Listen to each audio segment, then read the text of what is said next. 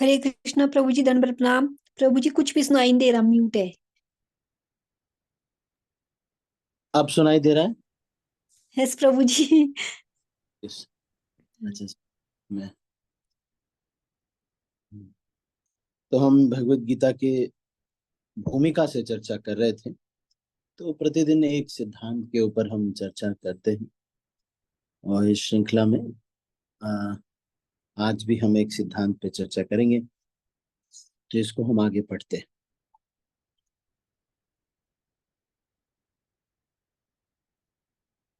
हमें इस बात पर विशेष ध्यान देना चाहिए कि अर्जुन ने भगवत गीता को किस तरह से ग्रहण किया। इसका वर्णन दशम अध्याय में इस प्रकार हुआ है। अर्जुन उवाच परम ब्रह्म परम धामं पवित्रं परमं भवान् पुरुषं शाश्वतं दिव्यम् आदिदेवमजं विभुम् आहुस्त्वामृषयः सर्वे देवर्षिर्नारदस्तथा असितो देवलो व्यासः स्वयं चैव ब्रवीषि मे सर्वमेतद्रिदं मन्ये यन्मां वदसि केशव न हि ते भगवन् व्यक्तिं विदुर्देवा दानवाः। अर्जुन ने कहा, आप भगवान परम धाम पवित्रतम परम सत्य हैं। आप शाश्वत दिव्य आदि पुरुष अजन्मा तथा महानतम हैं। नारद असित देवल तथा व्यास जैसे समस्त महामुनि आपके विषय में इस सत्य की पुष्टि करते हैं, और अब आप स्वयं मुझसे इसकी घोषणा कर रहे हैं। हे कृष्ण, आपने जो कुछ कहा है उसे पूर्ण रूप से मैं सत्य मानता हूँ। हे प्रभु, न तो देवता और न असुर ही आपके व्यक्तित्व को समझ सकते हैं।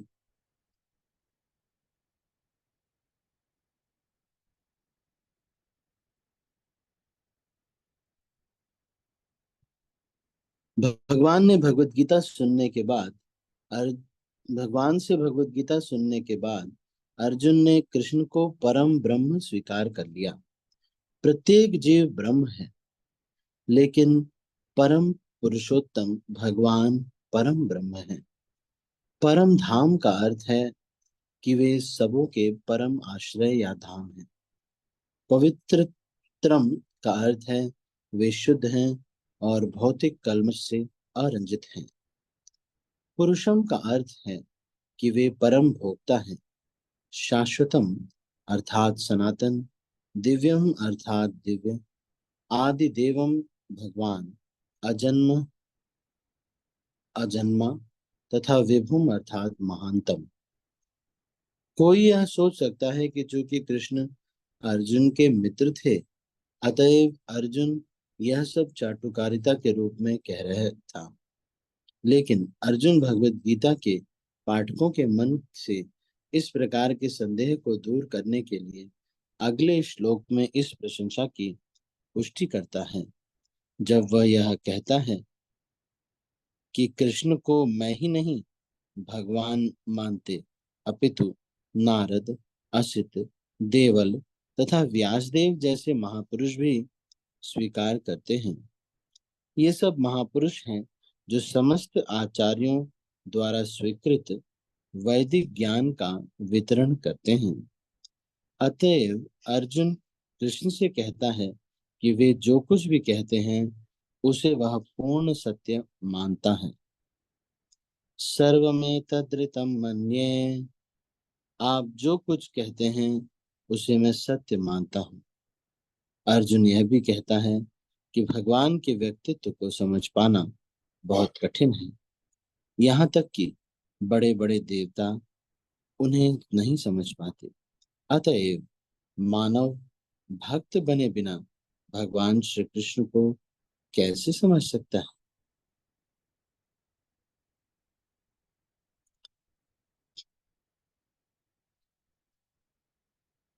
अतएव भगवत गीता को भक्ति भाव से ग्रहण करना चाहिए। किसी को यह नहीं सोचना चाहिए कि वह कृष्ण के तुल्य है, नहीं यह सोचना चाहिए कि कृष्ण सामान्य पुरुष हैं या कि एक महानतम व्यक्ति। भगवान श्री कृष्ण साक्षात पूर्ण पुरुषोत्तम भगवान हैं। अतएव भगवत गीता के कथन अनुसार या भगवत गीता को समझने का प्रयत्न करने वाले अर्जुन के कथनानुसार हमें सिद्धांत रूप में कम से कम इतना तो स्वीकार कर लेना चाहिए कि श्री कृष्ण भगवान हैं, और उसी विनीत भाव से हम भगवत गीता को समझ सकते हैं। जब तक कोई भगवत गीता का पाठ विनम्र भाव से नहीं करता है, तब तक उसे समझ पाना अत्यंत कठिन है, क्योंकि यह एक महान रहस्य है। तो भगवत गीता है क्या? भगवत गीता का प्रयोजन मनुष्य को भौतिक संसार के अज्ञान से उबारना है। प्रत्येक व्यक्ति अनेक प्रकार की कठिनाइयों में फंसा रहता है। जिस प्रकार अर्जुन भी कुरुक्षेत्र में युद्ध करने के लिए कठिनाई में था, अर्जुन ने श्री कृष्ण की शरण ग्रहण कर ली। फलस्वरूप इस भगवत गीता का प्रवचन हुआ। न केवल अर्जुन, वरन हम में से प्रत्येक व्यक्ति इस भौतिक अस्तित्व के कारण चिंताओं से पूर्ण है। हमारा अस्तित्व ही अनस्तित्व के परिवेश में है। वस्तुतः हमें अनस्तित्व से भयभीत नहीं होना चाहिए। हमारा अस्तित्व सनातन है, लेकिन हम किसी न किसी कारण से असत में डाल दिए गए हैं। असत का अर्थ उससे है जिसका अस्तित्व नहीं है।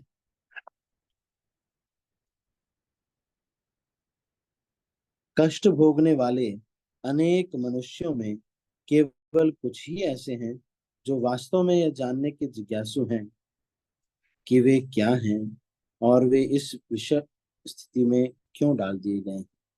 तो इस तथ्य को यहाँ पर दो तीन तथ्य बताए गए थे। एक तो ये कि अलग अलग लोग ये विश्वास करते हैं कि कृष्ण ही परम भगवान है।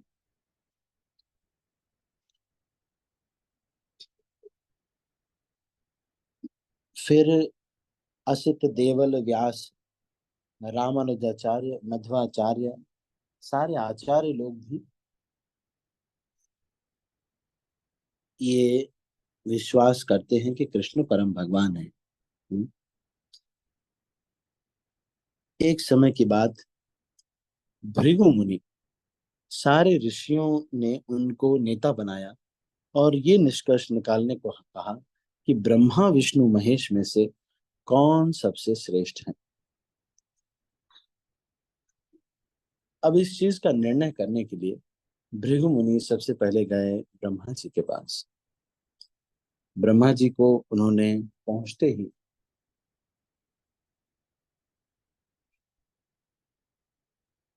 कोई प्रणाम नहीं किया, सीधे गए और आंखों में आंखें डाल करके देखने लगे।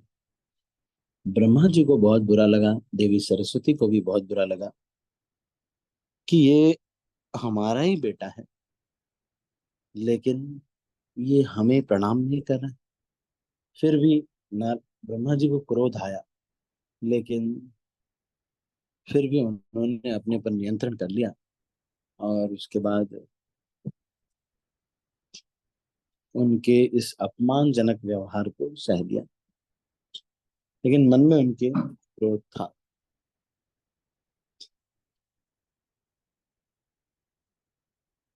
तो ब्रह्मा जी ने कहा कि आप आए हैं, आपने मुझे प्रणाम नहीं किया, आपने कुछ भी नहीं किया, ये किस प्रकार का व्यवहार है। इस तरह से भृगु मुनि से बोला। तो ब्रह्मा जी भी नाराज हुए। फिर वो शिव जी के पास गए। शिव जी के पास जाके उन्होंने शिव जी को बहुत बुरा भला बोलना शुरू किया। शिव जी से कहा, कैसा व्यक्ति है देखो, गंदगी में रहता है, ऐसे वैसे भस्म लगा कर रहता है। बहुत कुछ बोला, अपमान किया। शिव जी ने सोचा ये तो अपना भाई ही है, क्योंकि शिव जी भी भगवान ब्रह्मा जी के भ्रिकुटी से प्रकट होते हैं। तो ये जो ब्राह्मण है, ये भी भृगु मुनि इत्यादि ये लोग ब्रह्मा जी से सीधे प्रकट होते हैं।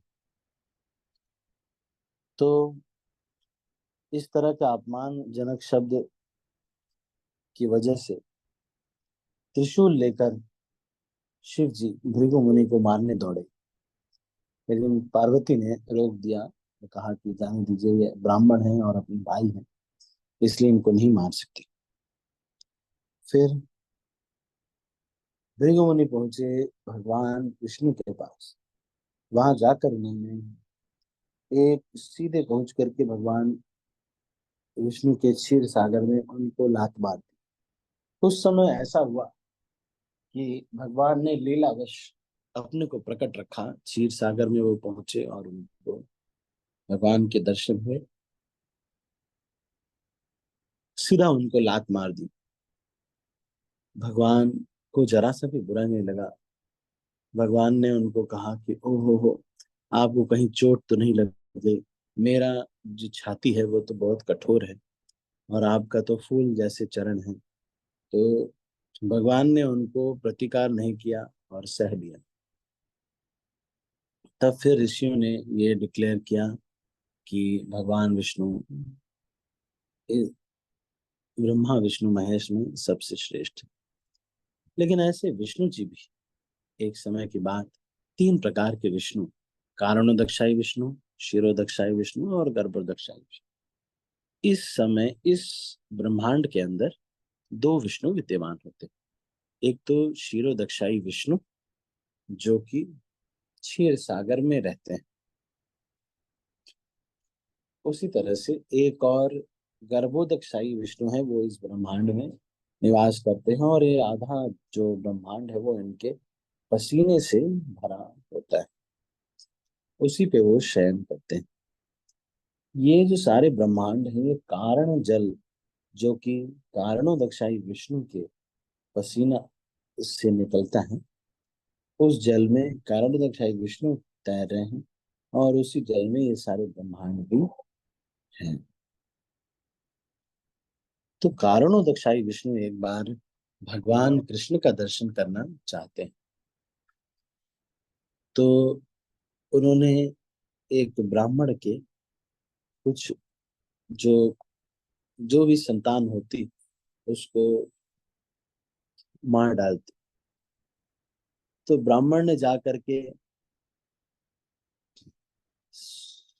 युधिष्ठिर महाराज को कहा कि या मैं तो पाप कभी किया नहीं, शायद ये राजा बहुत पापी होगा, इसी वजह से मेरी संतान का देहांत हो रहा है।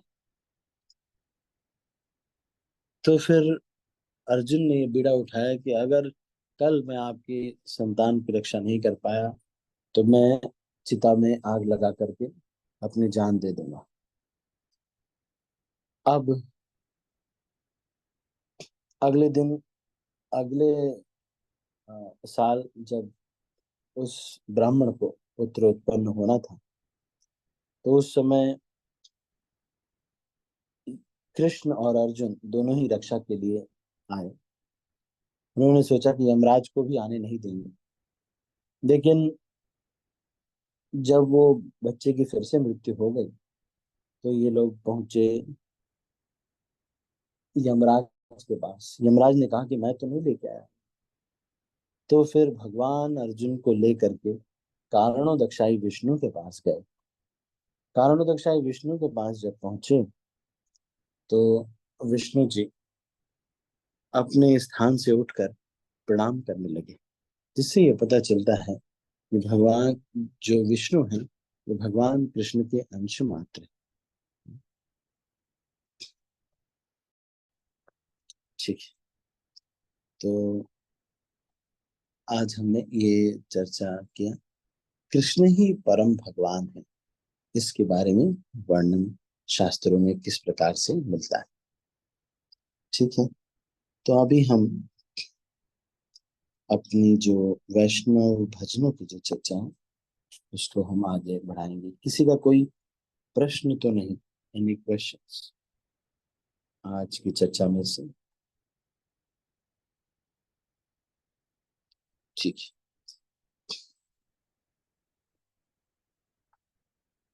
तो हम